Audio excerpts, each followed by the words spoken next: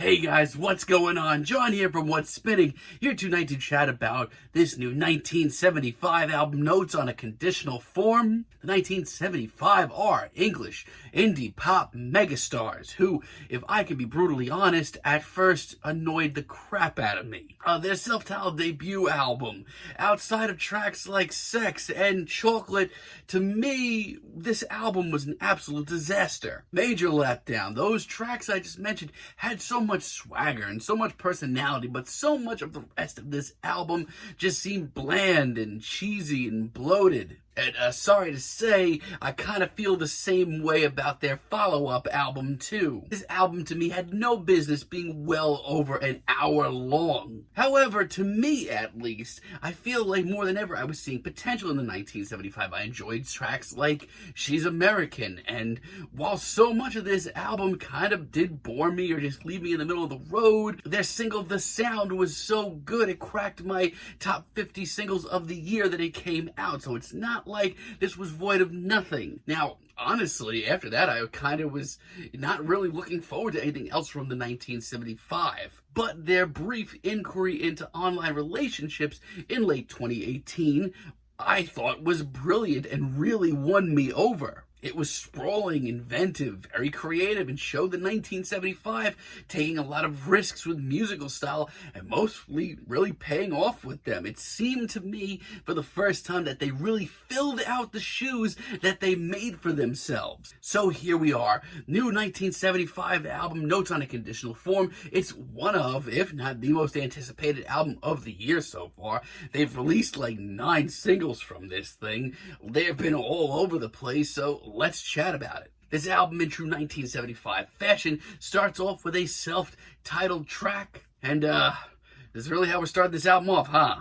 Look, I'm down with Greta. I think the message behind this track needs to be heard. But, this to me just isn't the way to do it. You have a twinkling, barely there instrumental with Greta talking about climate change in front of it all. But to me, this doesn't have any real place here. But to me, this track really doesn't have much place here. This isn't a concept album about climate change. No, Pearl Jam did that and it sucked. No, it just kind of comes off preachy and just this is not where I wanted to hear this album start off.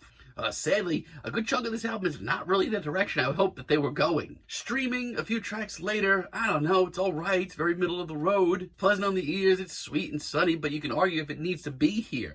The album actually barely has gotten started. We don't really need an interlude right now. Despite interesting lyrical themes and call-outs at parts, The Birthday Party is actually one of my least favorite singles from this album. I do like the very dreary, almost trip-hop vibes here, and the acoustic strumming is pretty alright. I don't know, this very spoken word performance here that we get from Matty Healy, it's just not nearly as captivating as it could have been. Not to mention, it drags so much. And Roadkill, by far, is the greatest sin committed here. Look, I'm all for branching out and trying new things. That's what they did so well on A Brief Inquiry into Online Relationships. But this broken down, kinda somber alternative country song legitimately sticks out like the worst sore thumb. It's horribly cheesy, it's way too sunny. This is exactly what I was saying about the band's early days. I mean, in this sea of pretty experimental and game-changing tracks for the 1975, this sucks. Nothing revealed, everything denied has some cool stuff about it. I actually like the sort of chilled out lounge vibes here quite a bit. But some of these group vocals, let me tell you, the 1975 have done so much better in the past. And some of the verses here, I feel like they're counterintuitive. They literally go back to earlier moments from the band and take away some of the mystique out of them. It's a lot goofier, it's a lot cheesier, especially than it needs to be. This seems like an imitation and not a good one. And Tonight I Wish I Was Your Boy isn't that much better. This track just seems so dated right off the bat. I mean, I do sort of like the beat and some parts of the instrumental, that's just fine. But outside of that, this track is very average. The sentiment behind this track is timeless. But the 1975 have wrote this track seemingly 50 other times, and 48 of those times, it's been better than this. This just seems gimmicky, like this nice sentiment is here, but there's nothing behind it to really back it up. So that's an awful lot of crappy tunes, but still the 1975 do have a way of reinventing themselves and reeling you back in, which they do for a good chunk of this album at least.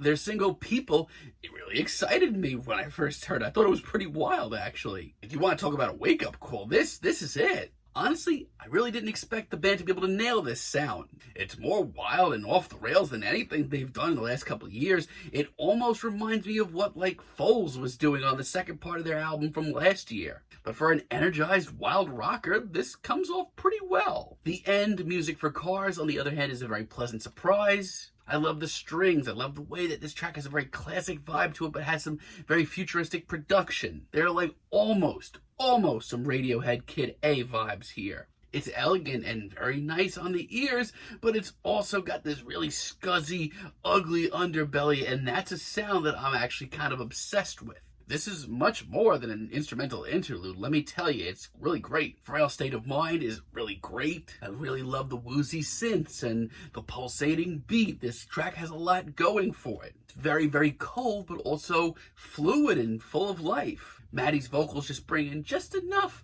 of a human element to this track, and I actually think his performance here is one of the best on the album. But compared to Maddie's very human performance, the rest of this track is very alien sounding, very otherworldly. It's full of surprises and you never really know what's going to hear. That's exciting to me. I continue to love the very ugly underbelly on tracks like Yeah, I Know. I mean, let's be real, it's times like this that's not nearly as accessible or instantaneous as anything on their last album. But for an ear-grabbing experiment, this is all gravy. Once again, I love how hectic and upbeat and overly caffeinated this track comes off. But not only that, 1975 brings in some very soulful sampling that brings in a weirdly human element and really completes this track nicely. And call me crazy, but I really needed a track like Then Because She Goes. This is just a really straightforward, catchy, and unbelievably passionate track. It's really no frills. There's no experimenting going on here. And yeah, it still has a couple of quirks here and there, but it really reminds me of the sort of track that I would have heard from these guys years ago and kind of caught my ear. Jesus Christ 2005, God Bless America. Honestly, for me, a sort of more rock-tinged track from the 1975 that's a little stripped back. I think this goes over a lot better than The Birthday Party, but that's just me. While we're still very far from where this band started or a simpler time for the 1975, this is a good experiment. It's smooth, it's very tasteful, and honestly, I think that Phoebe Bridgers on backing vocals here has a real connection with the band. Not only that, it's one of the tracks here that, like, I look at these ridiculously big shoes that the 1975 continue to put themselves in, and I feel for a few minutes that they do kind of fill them out. The Me and You Together song might be the most uniform and really by the books 1975 track here. I do mean that in the best way, though. I love how upbeat and refreshed this track sounds. I mean, it breaks through all the woozy synths and the weird soul samples that this album has been using. It's just so full of life and peppy, even though this track in its lyrical terms, it's kind of heartbreaking. We've all been there. It's that tale as old as time, track about being in love with a friend that doesn't feel the same way about you. And yeah, it's heartbreaking, but you know what? It's a great track. Not only that, but the 1975 do add a really great fresh twist to it. And I think there's something you should know. Pound for pound, single or deep cut is one of the best tracks here. It's a really great medium of the carefree, very catchy indie pop sound of old, but this very brash and experimental new sound of the 1975. It's wonderfully textured and it's very smooth, but also has genuinely a ton of surprises in it. It's moments like this that I wish we heard more tracks like this and some of the other tracks weren't as full of itself, because this, to me, sounds like the band that we deserve from the 1975 right now. Yeesh, but the rest of this album, man, let me tell you, there are a lot of surprises in the last half, and not all of them are good. Shiny Collarbone is fascinating. I love the sort of IDM vibes that we get here and how very chilly and very dreary this track is. It certainly gets you up and moving, but it's still far away from any dance hall that I know. Progresses really well. It's full of twists and turns. This is really interesting. And personally, for me, If You're Too Shy, Let Me Know is the best single that they released behind this album. This was one of my favorite aspects of the last 1975 album, the sort of 80s throwback vibes. It's something that I kind of was fearing that they moved on from completely. That's what thrilled me so much when I first heard this track. and I freaking love it. It is just such an anthem, even if it is a tad bit cringy at times. But I mean, have you looked at the title of their second album?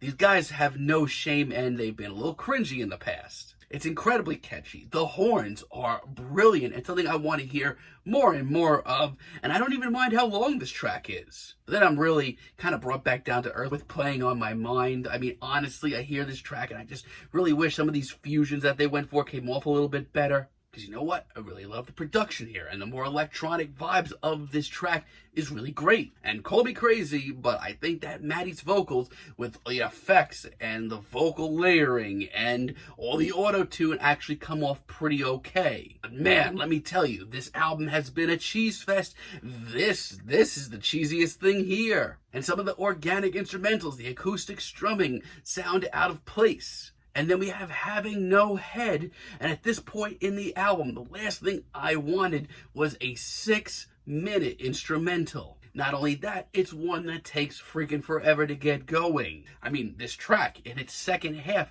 does pick up quite a bit and has some great ideas. But as the longest track here, I kind of can't help but shrug. What should I say? I mean, I don't know. This track really isn't for me. I mean, honestly, at this point, we are almost done with the album, and the 1975 has spent half of this album trying to prove that they are not just an indie pop band with some crossover appeal. Then this track comes along and they literally sound like just that, just another indie pop band with some slight crossover appeal. And it's a shame, some of the production here is easily some of the best here. When it's done right on this track, it's fresh, it's rewarding, and has some great thoughts. But so much of this track is inoffensive and honestly was made for the pop charts. Bagsy Not in Net is, once again, incredibly middle of the road. It's sort of classy and has a really great beat that goes with a lot of the themes of the album. I like that. That's pretty damn cool. But God, why is this track so underwritten?